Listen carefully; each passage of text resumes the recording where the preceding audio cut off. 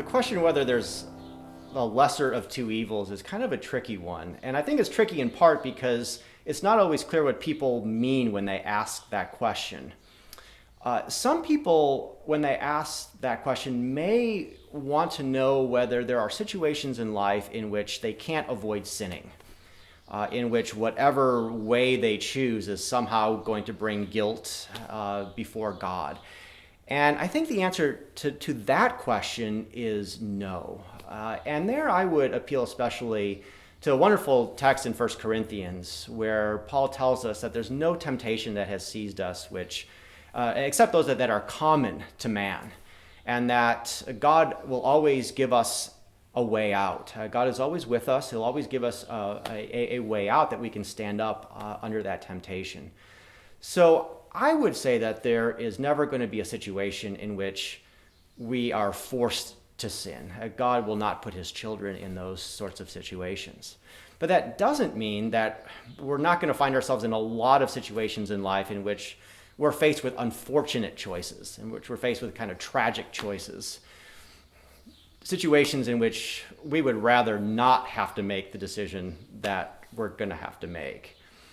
And if that's what people mean by the lesser of evils, then I think you need to have a different kind of response than what I just gave. Yes, there are going to be times in which we have to choose a certain course of action that is very unfortunate, that in a perfect world we wouldn't have to make. I guess just to give one example, you might think of someone who develops gangrene in his leg, and it begins to spread, and the doctor says, we have to amputate your leg, or else this is going to take your life. Well, is that a choice between evils? Well, in a way it is. To lose your leg, that's an evil. It's not something that would have happened if Adam hadn't fallen. Is it the lesser evil when faced with death as the other option? Well, yes, in a way it is. But I think there may be a better way of looking at that question than as the lesser of evils. Why not put it positively? What is the way that better promotes the good?